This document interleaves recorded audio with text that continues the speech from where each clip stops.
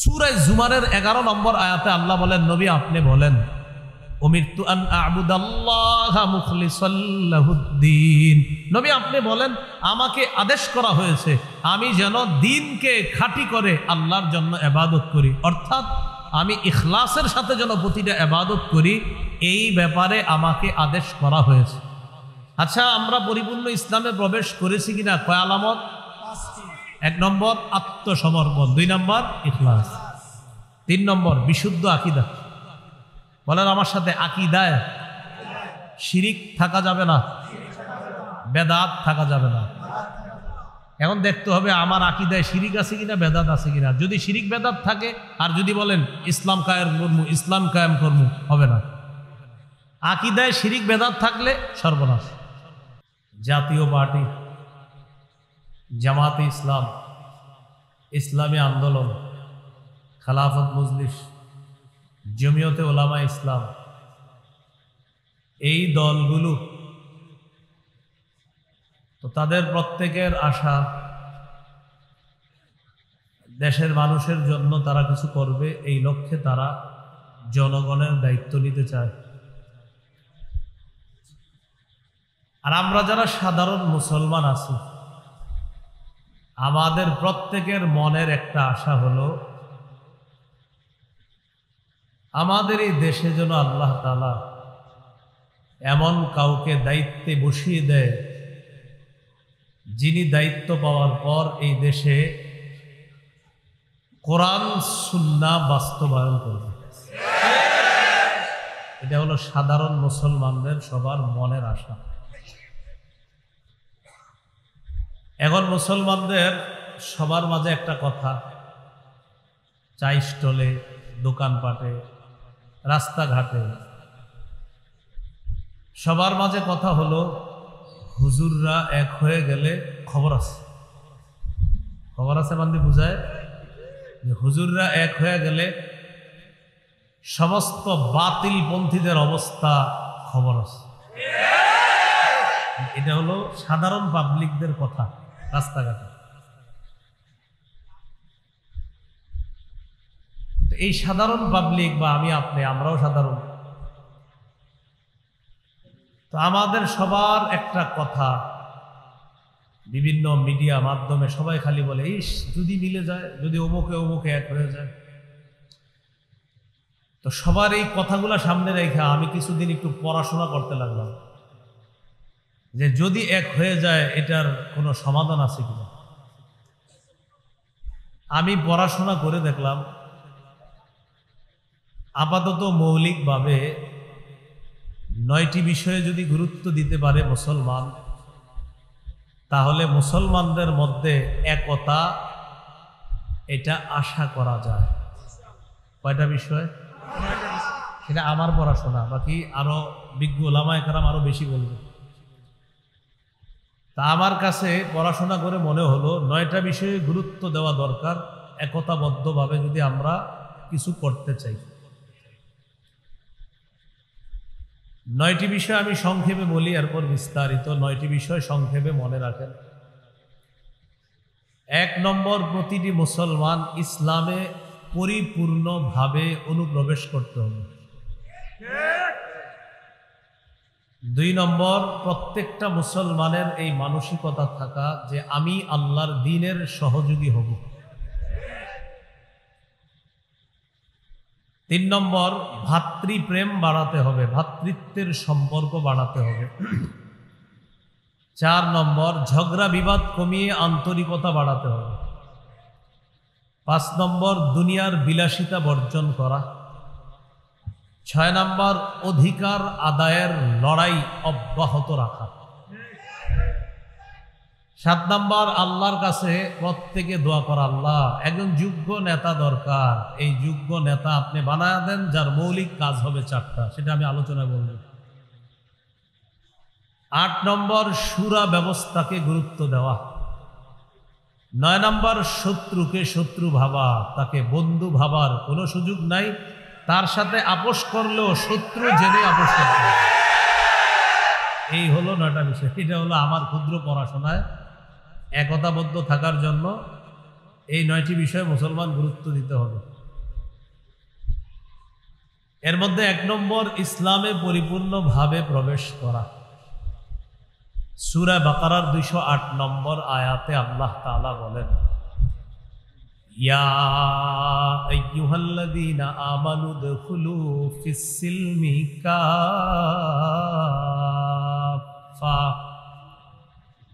হে ঈমানদারগণ, তোমরা ইসলামে পরিপূর্ণভাবে প্রবেশ করো। সিলমুন শব্দটি সিনের উপরে জবর দিয়ে পড়া যায়, সিনের নিচে জের দিয়ে পড়া যায়।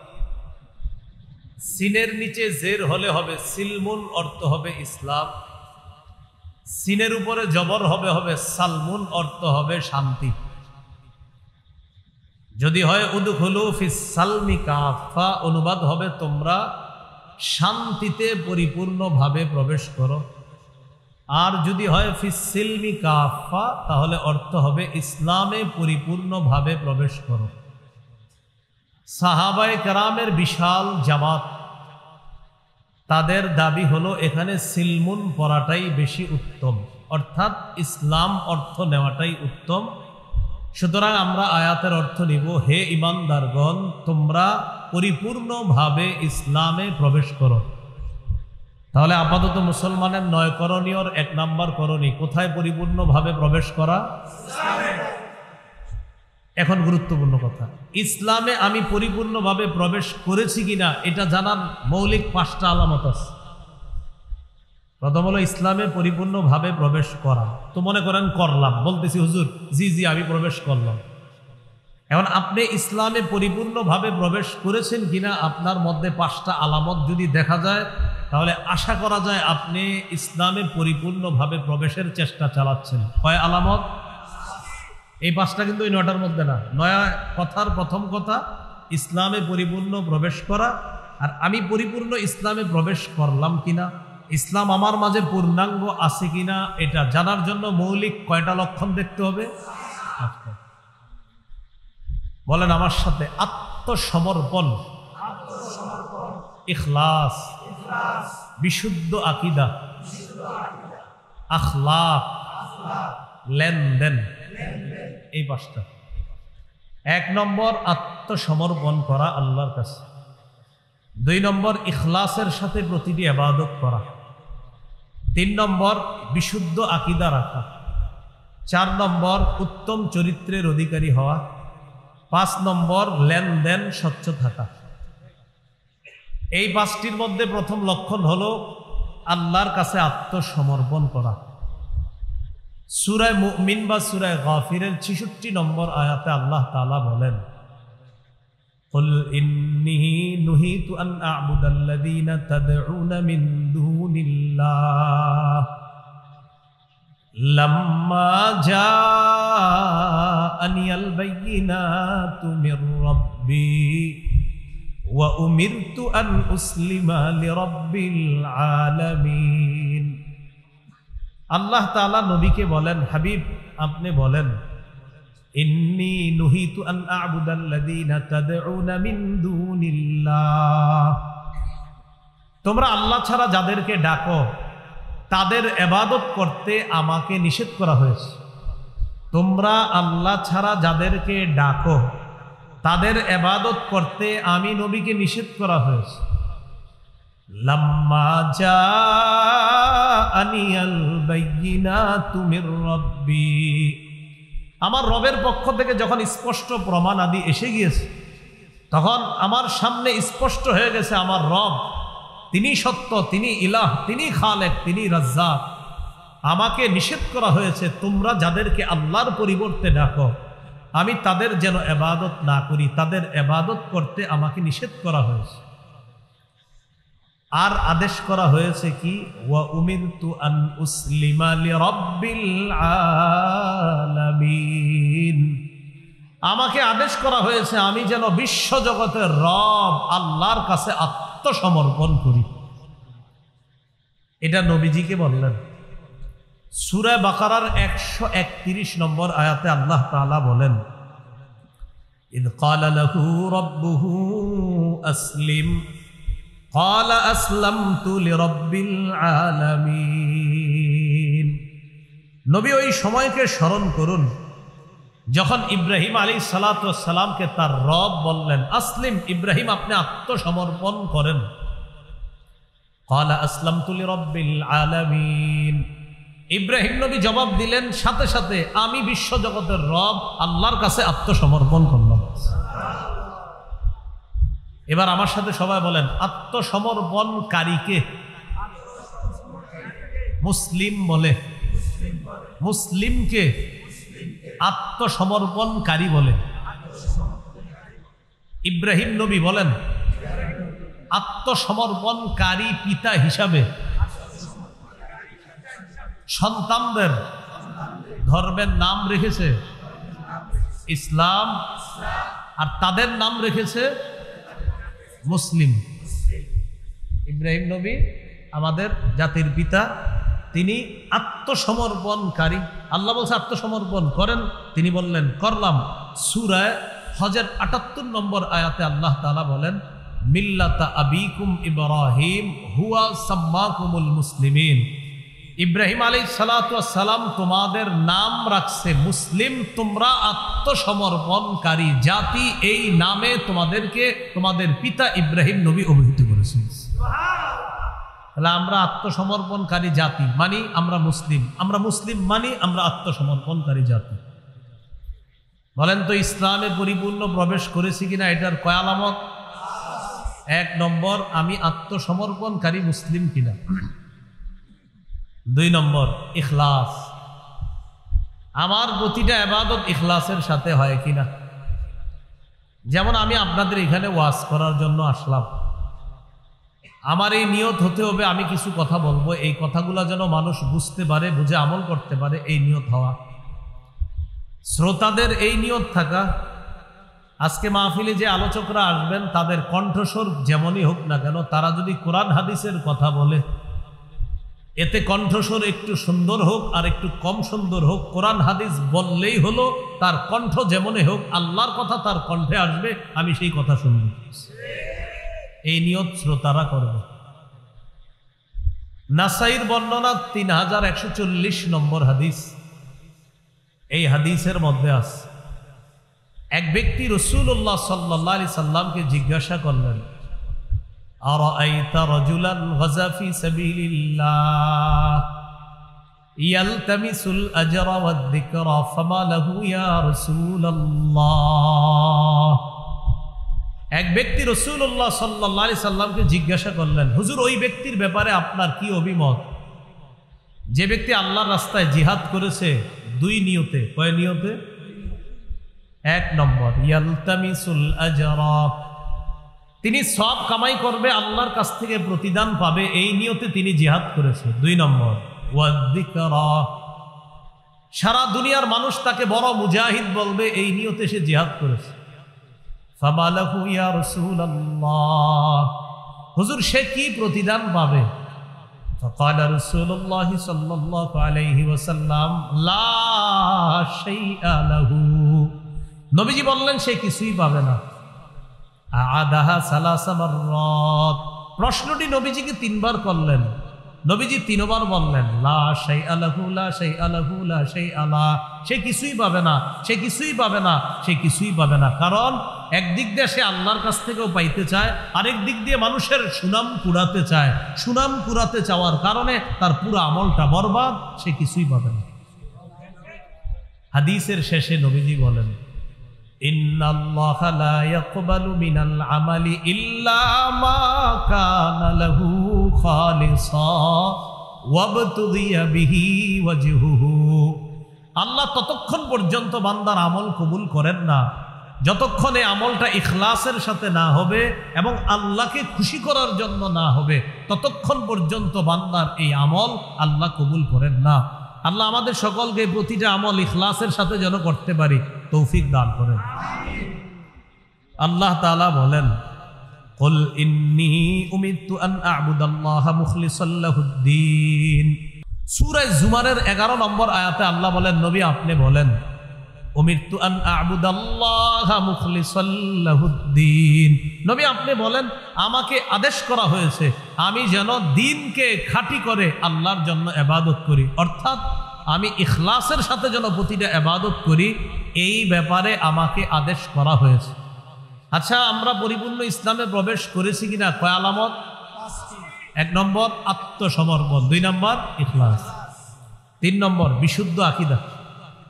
বলেন আমার সাথে, আকীদায় শিরিক থাকা যাবে না, বেদাত থাকা যাবে না। এখন দেখতে হবে আমার আকীদায় শিরিক আছে কিনা, বেদাত আছে কিনা। যদি শিরিক বেদাত থাকে আর যদি বলেন ইসলাম কায়েম করমু, ইসলাম কায়েম করমু, হবে না। আকীদায় শিরিক বেদাত থাকলে সর্বনাশ। শিরিক যদি থাকে তা আপনার তো সব বরবাদ, জান্নাত হারাম, জাহান্নাম আপনার ঠিকানা। সূরা নিসার 48 নম্বর আয়াতে আল্লাহ তাআলা বলেন, ইন্নাহু মাইয়ুশরিক বিল্লাহ ফাকাদ হাররামাল্লাহু আলাইহিল জান্নাহ ওয়া মাওয়াহুন নার। যে ব্যক্তি আল্লাহর সাথে শিরিক করে, ফাকাদ হাররামাল্লাহু আলাইহিল জান্নাহ, আল্লাহ তার জন্য জান্নাত হারাম করে দেয়, ওয়া মাওয়াহুন নার, তার ঠিকানা জাহান্নাম। তিরমিজির এক বর্ণনা, রাসূলুল্লাহ সাল্লাল্লাহু আলাইহি সাল্লাম বলেন, আতানি আতিম মির রাব্বি, আল্লাহর কাছ থেকে একজন ফেরেশতা আমার কাছে আসছে, ফাখায়্যারানি বাইনা আন ইউদখিলা নিসফা উম্মতি আল জান্নাহ ওয়া বাইনা আশ-শাফাআহ। আমার কাছে এক ফেরেশতা এসে বলে, ইয়া রাসূলুল্লাহ, আপনার কাছে 2টা বিষয় নিয়ে আসছি, 2টার যে কোনো একটা আপনি গ্রহণ করতে পারেন। 1 নম্বর, আপনি চাইলে আপনার উম্মতের অর্ধেক জান্নাতে নিয়ে যেতে পারবেন। 2, আপনি চাইলে উম্মতের জন্য সুপারিশ করতে পারবেন, তবে আপনি 2টা নিতে পারবেন না, 2টার যে কোনো একটা গ্রহণ করতে হবে। কেন, আপনি কি অর্ধেক উম্মত জান্নাতে নিবেন না সুপারিশ গ্রহণ করবেন? আপনি জানায় দেন। فقال رسول الله صلى الله عليه وسلم اخترت الشفاعة। রাসূলুল্লাহ সাল্লাল্লাহু আলাইহি সাল্লাম বললেন, আমার অর্ধেক উম্মত জান্নাতে গেলে বাকিদের কি অবস্থা হবে? তাই আমি বুদ্ধি করে সুপারিশটাই গ্রহণ করলাম। আমি ততক্ষণ সুপারিশ করতেই থাকবো যতক্ষণ আমার উম্মতকে জান্নাতে নিতে পারবে। তবে সবাই বলেন, তবে সুপারিশ শুধু তাদের জন্য হবে যারা শিরিক করবে না। শিরিক যারা করবে না, এই সুপারিশ তাদের জন্য হবে। রাসূল সাল্লাল্লাহু আলাইহি সাল্লাম বলেছেন, ওয়াহিয়া লিমান লা ইউশরিকু বিল্লাহি শাইআ, এই সুপারিশ তাদের জন্য হবে যারা শিরিক করবে না। তাহলে আকীদা বিশুদ্ধ হওয়া, আকীদায় শিরিক রাখা যাবে না, বেদাত রাখা যাবে না। শিরিক মুক্ত আকীদা নিয়ে যেন কবরে যেতে পারি, আল্লাহ তৌফিক দান করেন। সহিহ বুখারীর বর্ণনা 6861 নম্বর হাদিস। এই হাদিসের বর্ণনাকারী আব্দুল্লাহ ইবনে মাসউদ রাদিয়াল্লাহু তাআলা তিনি বলেন, ক্বালা রাজুলুন ইয়া রাসূলাল্লাহ আইয়ুদ যামবি আকবারু ইনদাল্লাহ। এক ব্যক্তি রাসূলুল্লাহ সাল্লাল্লাহু আলাইহি সাল্লামের কাছে জানতে চাইলেন, হুজুর আল্লাহর কাছে সবচেয়ে বড় পাপ কোনটি?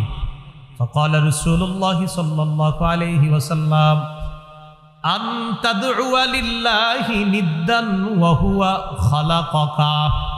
আল্লাহ তোমাকে সৃষ্টি করেছেন, এই আল্লাহর সাথে অন্য কাউকে সমকক্ষ হিসাবে ডাকা, এটা হলো সবচেয়ে বড় পাপ।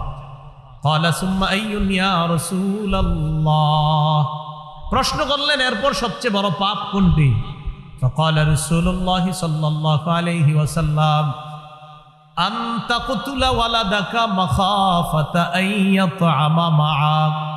এরপর সবচেয়ে বড় অপরাধ, তুমি তোমার সন্তানকে এই ভয়ে হত্যা করা যে সন্তান তোমার খাদ্যে অংশগ্রহণ করবে, এই ভয়ে সন্তানকে হত্যা করা। সন্তান প্লেটে খাবে এই ভয়ে সন্তানকে হত্যা করা। এরকম হত্যাকাণ্ড এই এলাকায় ঘটে না, কিন্তু পৃথিবীতে ঘটে।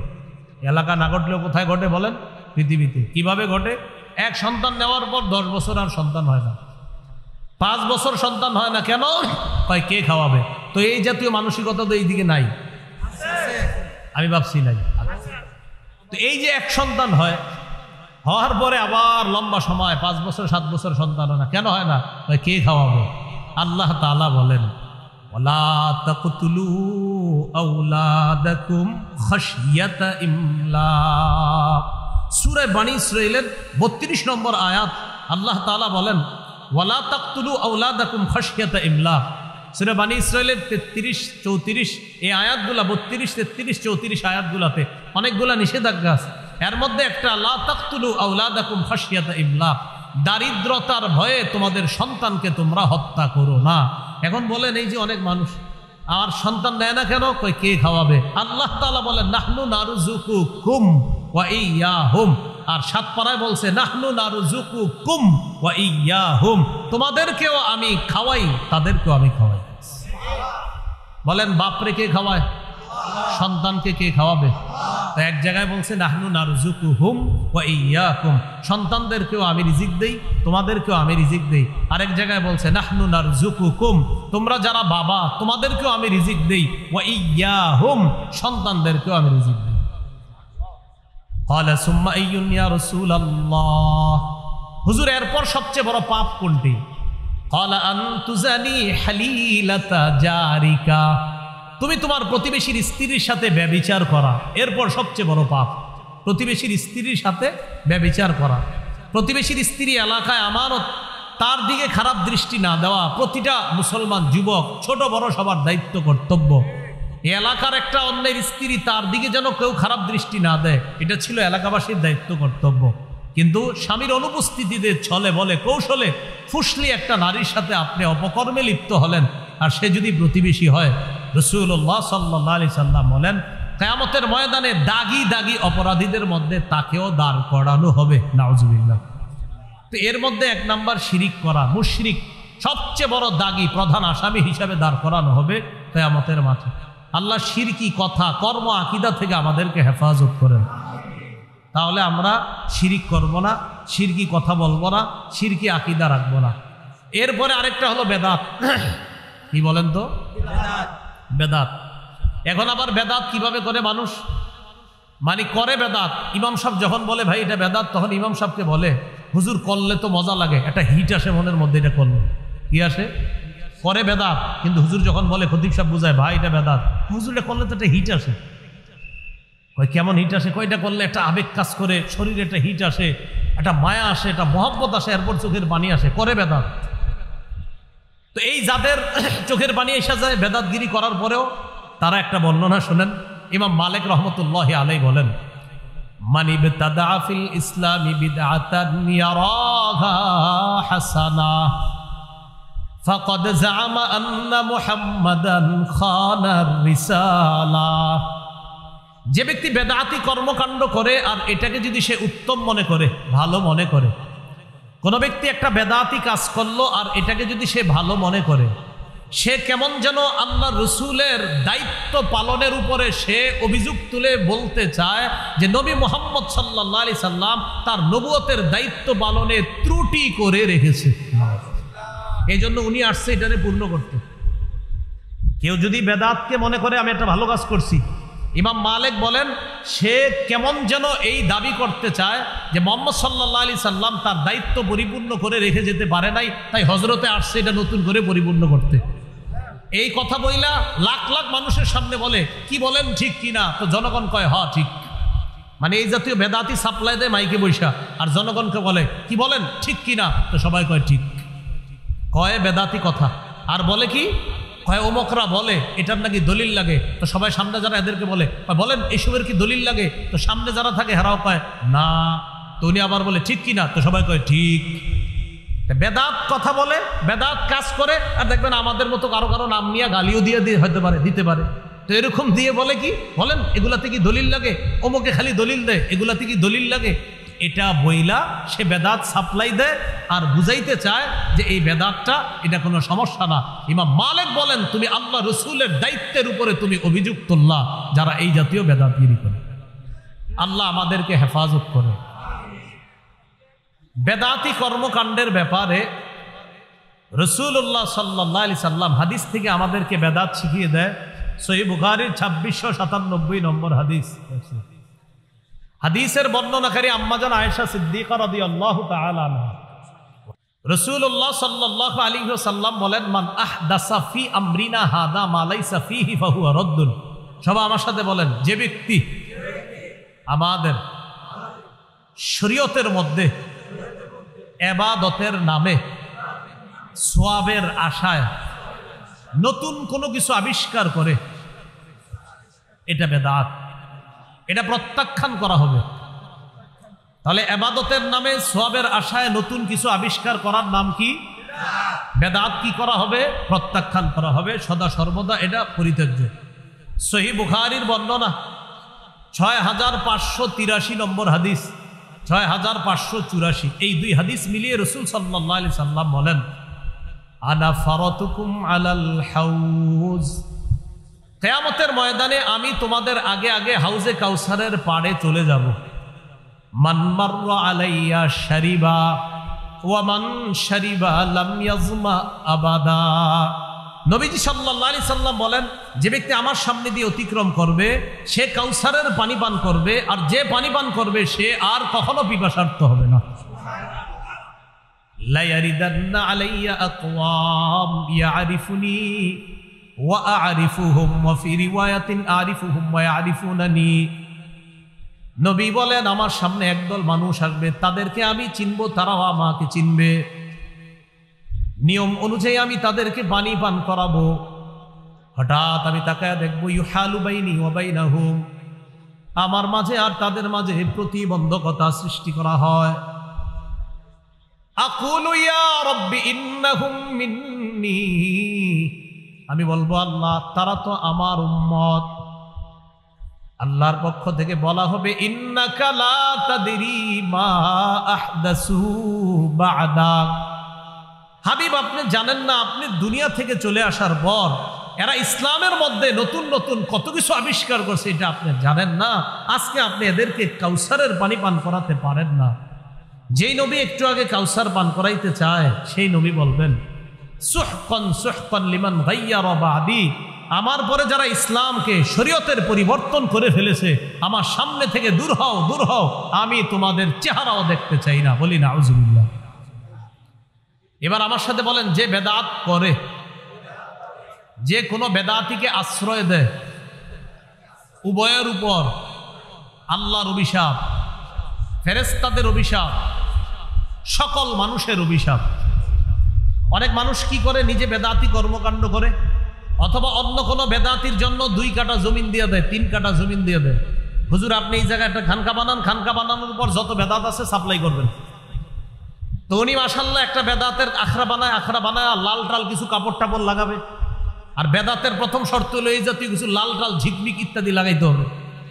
তো এইগুলা লাগানো মানে লাল দেখলেই একদল অনুসারী আর এরা বুঝে, হ্যাঁ হ্যাঁ এনে আমগো লোক, কয় এরকম কি বলে, কয় এনে আমগো লোক, মানে বুঝায় এনে যে আছে হ্যাঁ হলো আমাদের লোক, আমাদের লোক মানে ওইটা বুঝায় আর কি।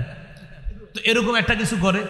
এখন দেখবেন আমার এই কথা শুনে অনেকে বলবে, মনে হয় আমাদেরকে বলছে, তো আপনারা করলে আপনাদের কি বলছি,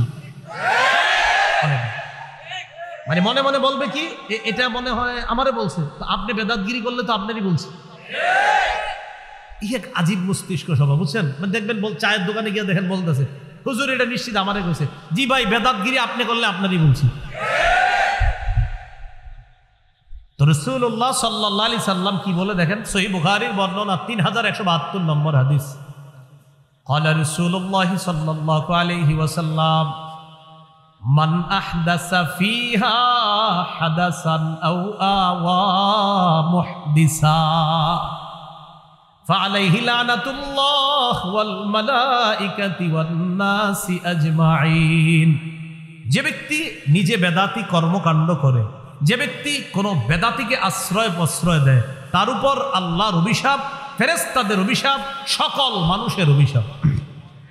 আল্লাহ আমাদের সকলকে বেদাতি কর্মকাণ্ড এবং বেদাতি আকীদা থেকে সমূলে আমরা যেন এগুলা থেকে একদম সুন্দরভাবে আমরা ফিরে আসতে পারি, এবং বেদাত নামক কর্মকাণ্ড যদি আশেপাশে থাকে সমূলে যেন এলাকা থেকে সরাইয়া দিতে পারি। আল্লাহ তৌফিক দান করুন।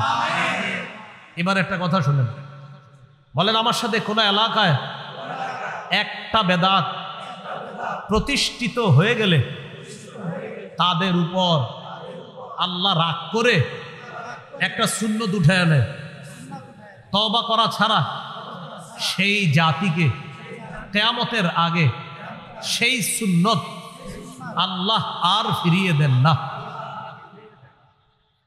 একটা একটা বেদাত এলাকায় প্রতিষ্ঠিত হয়েছে আপনাদের চোখের সামনে, আর আপনারা খালি বলছেন থাক থাক, বেদাত হয়েছে আর বলছেন থাক। এই থাক থাক করতে করতে প্রথমে সালাফিরা ছিল, একা ছিল, একা থাকার পরে এরপরে তার অনুসারী বাড়ছে। আর এটাই কিন্তু নিয়ম। দেখবেন কিছু মানুষ যখন প্রথম বেদাতের আর সূচনাটা এইভাবে হয়, হঠাৎ দেখবেন এক জায়গায় একজন, তার গায়ে পোশাক আদি ইত্যাদি কম, তো 2-4 জন পাশে বৈশা থাকে। যদি বলেন হ্যাঁ এইভাবে বৈশা রয়েছে, আরে না বসছেন কা, ভাই কি যে আছে এটা তো বুঝবেন না, কি আছে তো দেখাই দিতেছে, বলতেছে কি আছে।